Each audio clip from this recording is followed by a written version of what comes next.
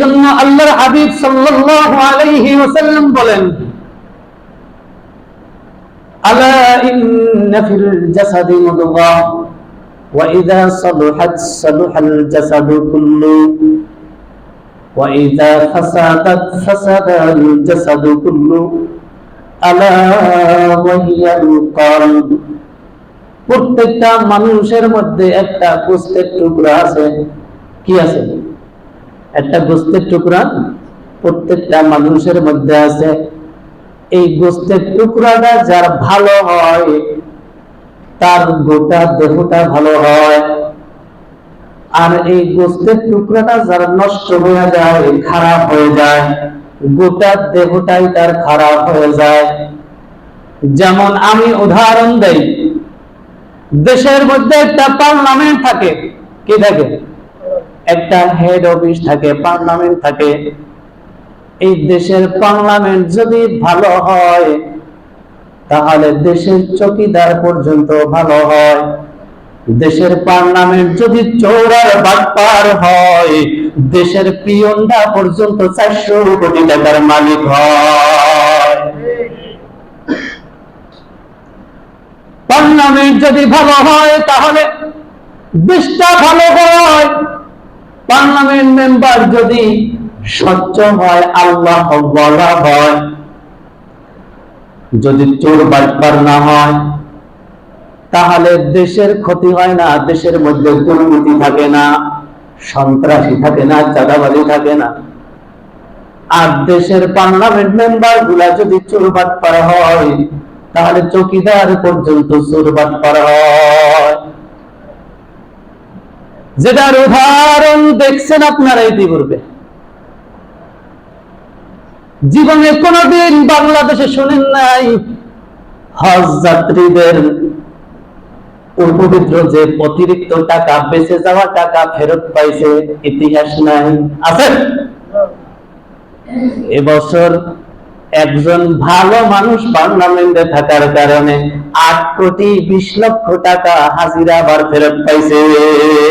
সুবহানাল্লাহ। মানুষটা পার্লামেন্টের মানুষটা যদি ভালো হয় তাই বাড়তি টাকাটা আবার ফেরত পায়।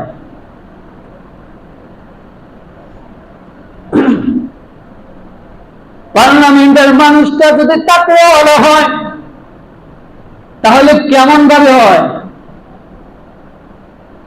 হযরত ওমর ফারুক রাদিয়াল্লাহু তাআলা ইতিহাস পড়ে দেখেন, আবু বকর সিদ্দিকের ইতিহাস পড়ে দেখেন। তারা পার্লামেন্ট মেম্বার ভালো ছিল, যার কারণে রাষ্ট্রীয় সম্পদ তারা চুরি করে নেয়। কি করে নেয়? একজন জনগণ যা পাইছে আমিও তাই পাইছে, বেশি নয় না। সিদ্দিক আকবর রাদিয়াল্লাহু তাআলা আনহু, তার বাড়িতেও যতটুকু রাষ্ট্রীয় কোষাগার থেকে গেছেন, একজন সাধারণ মানুষের তার বাড়িতেও ততটুকু গেছে। একবার সিদ্দিক আকবর রাদিয়াল্লাহু তাআলা আনহুকে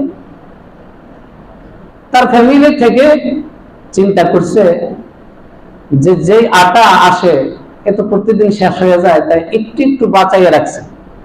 একটু একটু বাঁচাইয়ে রেখে যে একদিন একটু অন্য ধরনের পিঠা খাবেন, এই চিন্তা করছেন। একটু বাঁচাইয়ে রেখে অন্য ধরনের একটা রেসিপি তৈরি করছে।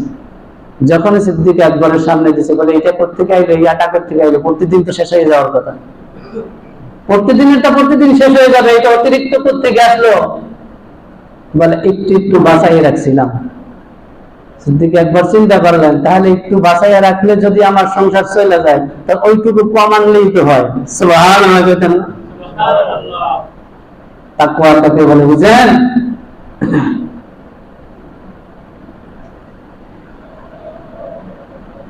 এই জন্য পয়গম্বর বলেন,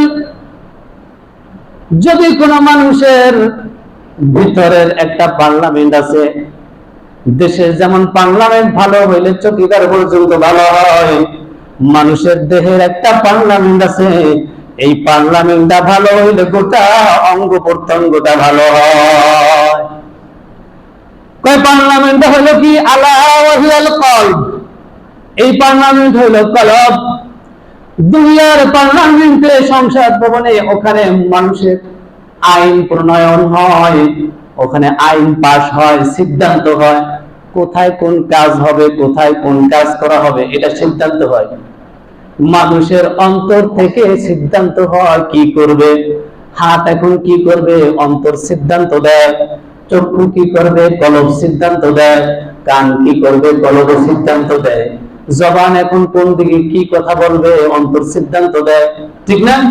কে সিদ্ধান্ত দেয়? সবচেয়ে দ্রুতগামী যে সিদ্ধান্ত দিতে পারে সে হলো কলব। এত দ্রুত সিদ্ধান্ত আর কেউ দিতে পারে না। দেখবেন রাস্তায় হঠাৎ করে হাঁটতেছে অন্ধকারে, হঠাৎ একটা সাপ পড়ে গেছে, সেকেন্ডের মধ্যে আপনার কলবে সিদ্ধান্ত দিয়ে দেবে দৌড় মার। কি কর? দৌড় মার। 1 সেকেন্ড সময় লাগে না এই সিদ্ধান্ত দিতে। কলব সিদ্ধান্ত দেয়, দৌড় মার তাড়াতাড়ি। এই কলবটা যদি ভালো হয় তাহলে হাতে সিদ্ধান্ত দেয়, হাতকে সিদ্ধান্ত দেয় খবরদার, সাবধান, অন্যায় জিনিস ধরা যাবে না। কলম উল্টা জানান লাগবে, জানান যাবে না, ঠিক মতন চালাইতে হবে। কলমের খোসা দিয়ে লক্ষ কোটি টাকা আত্মসাৎ করা যাবে না। কলম সিদ্ধান্ত দেয় যদি ভালো হয়। আর যদি কলমটা যদি নষ্ট হয়, ওয়াইজা ফাসাদাত ফাসাদাল জাসাদু কুল্লু, এই কলবটা যদি খারাপ হয়, গোটা দেহটা খারাপ হয়। চক্ষু খারাপ হয়, দেখার সাথে সাথে মাপকাঠি করতে থাকে, কোন বাড়ির কোন বংশের, কেমন দেখতে, কেমনে প্রস্তাব দেওয়া লাগবে, ডাইরেক্ট প্রস্তাব দিলে পাওয়া যাবে কিনা, নাকি চিন্তাই করা লাগবে। বুঝলেন না? কলব খালি কুচিন্তা করতে লাগে, কেমনে কামানো যায়, অমুকের কাছে টাকা দেখা গেছে, কিভাবে করা যায়। কলব এবার সিদ্ধান্ত নিতে থাকে কি করা যায়, ওরে কেমনে ঘায়ল করা যায়। তাই মাইয়ে মানুষ লাগাই দাও, প্রমোশনা দিয়ে নিয়ে আসুক, তারপরে ওরে ধরে সাইজ করো, তারপরে চিন্তায় করে নিয়ে যাও। এই কলব উল্টা পাল্টা সব সিদ্ধান্ত দিতে থাকে কেমনে কি করা যায়। কারণ কি? এই কলবটা নষ্ট। কি নষ্ট? অন্তর নষ্ট, তো সব নষ্ট, সব উল্টা পাল্টা চলতে থাকে। আর যখন অন্তরটা ভালো হয়, সমস্ত অঙ্গ প্রত্যঙ্গ ভালো হয়, তখন আর উল্টা পাল্টা চলতে জানে না। তারপর ঢুকলে পারে আর উল্টা পাল্টা চলতে পারে না। তখন শুধু চিন্তা থাকে কেমন করে আমার মালিকের কাছে মাপ পাওয়া যায়। যে স্তরে থাকুক না কেন, যে দায়িত্ব পালন করুক না কেন, সর্বহালতে টেনশন থাকে কেমন করে আমার মালিকের কাছে মাপ পাওয়া যায়, চিন্তায় ব্যস্ত। হযরতে ওমর ফারুক রাদিয়াল্লাহু তাআলা আনহু একবার হুযায়ফা রাদিয়াল্লাহু তাআলা আনহুর কাছে হাজির। আল্লাহ হাবিব সাল্লাল্লাহু আলাইহি ওয়াসাল্লাম হুযায়ফা রাদিয়াল্লাহু তাআলা আনহুর কাছে মুনাফিকের লিস্ট দিয়েছে। মুনাফিকের লিস্ট, কে কে মুনাফিক, এই লিস্ট গুলা দিছে। লিস্ট দেওয়ার পরে ওমর রাদিয়াল্লাহু তাআলা আনহু হাজির।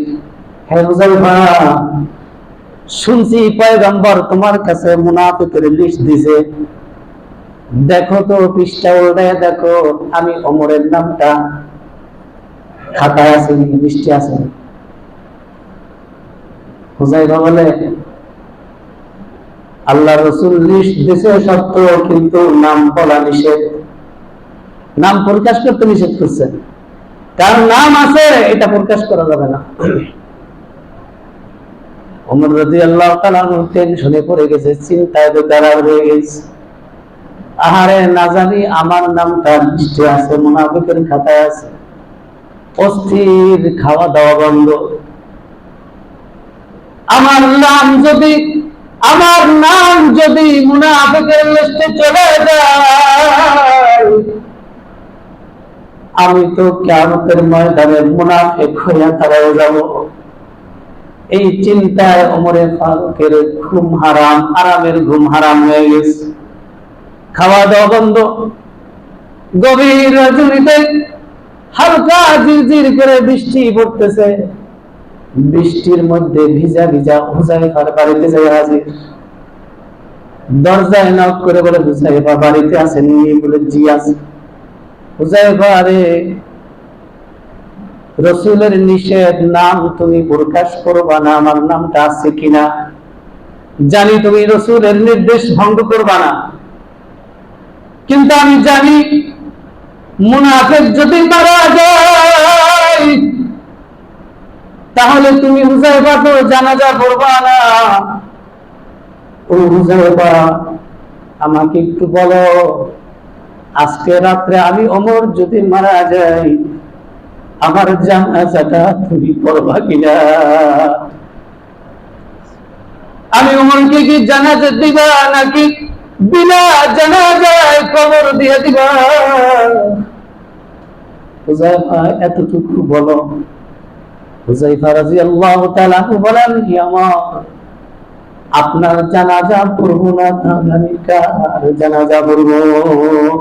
ওমর বলে, আমি নিশ্চিত হইলাম হয়তোবা আমার নামটা মুনাফিকের লিস্টে নাই। এর নাম হলো তাকওয়া। ওয়া আম্মা মান খাফা মাকাম রাব্বিহি ওয়া নাহান নাফসা আনিল হাওয়া ফাইন্নাল জান্নাতা হিয়াল মাওয়া আল্লাযীনা আমানু ওয়া কানু ইয়াত্তাকুন লাহুমুল বুশরা ফিল হায়াতিদ দুনিয়া ওয়া ফিল আখিরাহ।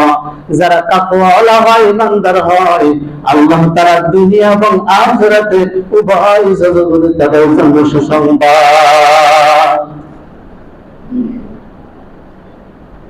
তাকওয়া আল্লাহর ভয়, গুনাহ থেকে বিরত থাকা। আজকে তাকওয়া নাই, ভয় নাই অন্তরের মধ্যে, গুনার পর গুনাহ চলতেছে, কিন্তু ভয় নাই। যে অন্তরে ভয় লাগে না যে আমি কি আল্লাহ তাআলার কাছে ধরা খেয়ে যাবো কিনা। ফজর যায় খবর নাই। আল্লাহ তাআলার বান্দা প্রতিদিন নামাজের জন্য মসজিদ থেকে বারবার ডাকে, তাবলীগওয়ালারা যাইয়া বাড়িতে যায় ডাকে, ভাই ওঠেন নামাজে যায়। আল্লাহর বান্দারা ডাকতে থাকে, ফজরে ডাকে খবর নাই। আবার জোহরে মুয়াজ্জিন ডাকে, হাইয়া আলাল ফালাহ, আল্লাহর দিকে আসো, খবর নাই। আবার আসরে ডাকে খবর নাই, মাগরিবে ডাকে খবর নাই, এশায় ডাকে বান্দার খবর নাই। বান্দা সারাদিন মালিকের নিয়ামত খেয়া সারাদিন একের পর এক কুফরির কাজ করিয়া তারপর শুয়ে পড়ে। আল্লাহর হাবিব সাল্লাল্লাহু আলাইহি সাল্লাম বলেন, মান তারাকা সালাতান ফাকাদ কাফার। যে ব্যক্তি সালাত নষ্ট করলো, সালাত ছেড়ে দিল, সে যেন কুফরি করলো। এরকম একটা দুইটা নয়, শত শত কুফরি কইরা বান্দা বিছনায় শুয়ে পড়ে, তারপর ভয় হয় না আমি মুমিন থাকলাম না মুনাফিক হয়ে গেলাম, তারপর অন্তরের মধ্যে ভয় নাই। কিন্তু আল্লাহ ওয়ালা যারা, যাদের সঙ্গী আল্লাহ তাআলা বলতে বলছেন, তাদের ভিতরে এমন ভয়, এমন ভয়, তারা ভয় সবসময় অস্থির থাকবে। তারা আল্লাহ তাআলার সামনে গুনাহ করতেন না, গুনাহ না করার পরে এত ভয়, চিন্তায় টেনশনে অস্থির থাকতেন। হযরত মালিক ইবনে দিনার রাহমাতুল্লাহি আলাইহি, তিনি একবার দেখেন কিছু লোক খাতা কলম নিয়ে কবরস্থানে বসে বসে কি যেন লিখতেছে। কিছু যুবক লোক কবরস্থানে বসে বসে কি যেন লেখে। মালিক ইবনে দিনারের ছিল চক্ষুওয়ালা মানুষ, তিনি ছিলেন কাশফওয়ালা মানুষ। কাশফ বলা হয় এমন দৃষ্টি, যে দৃষ্টির দিয়া অলৌকিক জিনিস দেখা যায়, যে দৃষ্টির সাধারণ দৃষ্টি দিয়ে যেটা দেখা না যায়। এমন কিছু বান্দা আছে আল্লাহ তাআলার ইবাদত করতে করতে আল্লাহ তাআলার যখন প্রিয় হয়ে যায়, আল্লাহ তাআলা তাদের উপর এমন এক রহমত নাযিল করেন, এমন এক দয়া নাযিল করেন, যে দয়ার মাধ্যমে আল্লাহ তাআলার সেই বান্দা অলৌকিক জিনিস দেখতে পায়। বলেন সুবহান। মালিক ইবনে দিনার রাহমাতুল্লাহ তার এইরকম এক চক্ষু ছিল যে চক্ষু দ্বারা, বাতিনি চক্ষু দ্বারা তিনি অলৌকিক জিনিস দেখতে পারতেন। একবার তিনি দেখতেছেন এরকম কবরস্থানে বসে কিছু মানুষ তারা কি যেন লিখতেছে।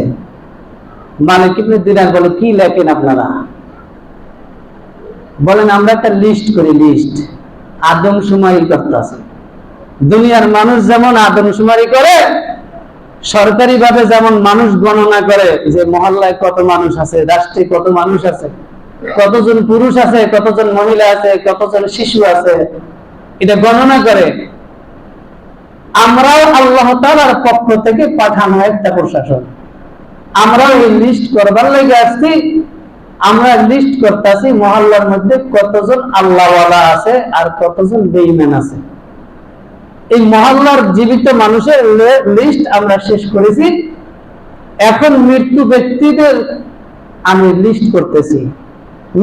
মৃত্যু মানুষের মধ্যে কতজন মানুষ আল্লাহওয়ালা এই কবরস্থানে আছে আর কতজন মানুষ বদকার আছে, এটা লিস্ট করতেছে।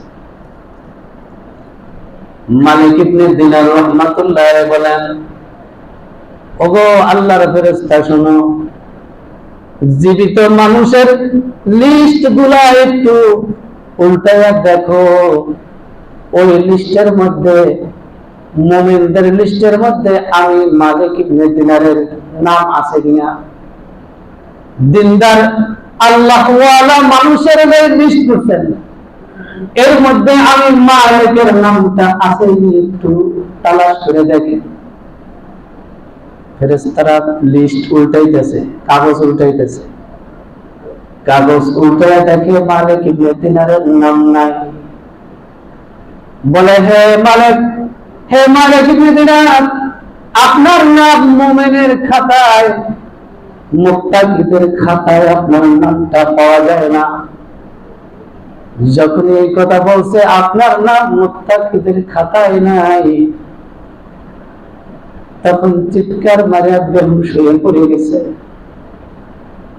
খানা পিনা বন্ধ, খবর নাই, ভয় অস্থির হয়ে গেছে। কিছুক্ষণ পরে হুঁশ আসে। হুঁশ আসার পরে বলে, তুমি দেখো তো, আমার নামটা যেহেতু মুমিনের খাতায় নাই, ও ফেরেশতারা তোমরা তো লিস্ট করতেছো, আমার নামটা যেই সমস্ত মুমিন বান্দাদের নাম আছে, ওই বান্দাদের নামের তালিকার এক কানায় হাসিয়ার মধ্যে আমার নামটা লিখে দেওয়া যায় কিনা? আমি মুমিনদেরকে ভালোবাসি, তাদেরকে মহব্বত করি, এই হিসাবে নামটা তাদের পাশে লেখা যায় কিনা? সুবহানাল্লাহ। যদি মুমিন মুত্তাকি আল্লাহর ওলি যদি বলতে না পারো, আল্লাহর ওলিদেরকে মহব্বত করো, ভালো মানুষদেরকে মহব্বত করো, তাদের সঙ্গে থাকো। ওয়াকুনু মা'আস সাদিকিন, আল্লাহ তাআলা সাদিকিন বান্দাদের সঙ্গে থাকতে বলেছেন। যদি তুমি সাদিকিন নাও হইতে পারো, সাদিকিন বান্দার সঙ্গে থাকার কারণে আল্লাহ তাআলার ভয় তোমার ভিতরে প্রবেশ করবে। যেমন আতরওয়ালার কাছে গেলে আতরের ঘেরান অটোমেটিক শরীরে লাগা যায়, গরমের কাছে গেলে অটোমেটিক গরম লাগে, ঠান্ডার কাছে গেলে অটোমেটিক ঠান্ডা লাগে। ঠিক আল্লাহওয়ালা বুজুর্গদের সঙ্গে থাকলে, 3 দিন তাবলীগে থাকলে পরে 4th দিন অটোমেটিকলি তোমার থইলা মসজিদে নিয়ে যায়। ঠিক কি না বলেন? অটোমেটিকলি তোমার মধ্যে আল্লাহর ভয় আসে। বাস্তবতা এটা দেখেছি, বাস্তবতা দেখেছি। নামাজ পশ্চিম কোন দিকে চেনে না, কেমনি সিজদা দিতে হবে জানে না। আল্লাহর ফজল ও গরমে 3 দিন যখন তাবলীগের মধ্যে থাকে, মসজিদের পরিবেশে থাকে, 4th দিন অটোমেটিক বাড়ি যায় মসজিদে টুপি মাথায় দিয়ে চলে যায়। শুধু তাবলীগে না, 3 দিন যখন শরমের ময়দানে নিয়ে ফালায় রাখেন, 4th দিন বাড়ি আইসা ওখানে যায় দাড়ি ছাঁচা অবস্থায়, টুপি ছাড়া অবস্থায়, যায় শার্ট গায়ে দিয়া, আসার সময় দেখা যায় জুব্বা গায়ে দিয়ে আসতেছে। ঠিক না ভাবি? এটা হলো আল্লাহ ওয়ালা মানুষের সাথে থাকার বরকত। এই জন্য আল্লাহ তাআলা বলেন ওয়াকুনু মা'আস সাদিকিন, তোমরা সাদিকিন বান্দাদের সঙ্গী হও। তাহলে ইয়া আইয়ুহাল্লাযীনা আমানু তাকুল্লাহ, আল্লাহ তাআলা বলেন ইমানদারগণ তোমরা তাকওয়া অর্জন করো। এই তাকওয়া অর্জন হবে যখন সাদিকিন বান্দার সঙ্গী থাকবা। হযরত মালিক ইবনে দিনারের কথা বলতেছিলাম, তিনি যখন বলছেন আমার নামটা আল্লাহ ওয়ালাদের নামের পাশে একটু লিখে দাও, আমি তাদেরকে মহব্বত করি, অন্তত আল্লাহ তাআলা হয়তোবা তাদের মহব্বত করার কারণে আমাকে মাফ করে দিবে। তোমরা একটু তাদের নামের পাশে হাসিয়ার মধ্যে একটু আমার নামটা লিখে দাও। এমন করে যখন আবেদন করতেছে, এমন সময় ফেরেশতারা ডাক দিয়ে বলে মালিক ইবনে দিনার, চিন্তা করেন না, চিন্তা করুন না, আপনি যে পরেশানি হয়ে গেছেন, আপনার নামটা মুমিনের খাতায় নাই, মুত্তাকিদের খাতায় নাই, পরহেজগারদের খাতায় নাই বলে আপনি যে পরেশান হয়ে গেছেন, এই অন্তরের পরেশানিটা আমার আল্লাহর কাছে এত দাম, এত দাম, আমার আল্লাহ তাআলা এত ভালো লাগছে, আমার আল্লাহর কাছে এত ভালো লাগছে। আল্লাহ রাব্বুল আলামিন মায়া করিয়া মহব্বত করিয়া আপনার নামটা আরশে আজিমে একদম ওলিদের নাম আছে, ওলিদের একটা খাতা আছে, ওই ওলিদের খাতায়, ওই বন্ধুদের খাতায় আপনার নামটাও উঠাইয়া দিছে।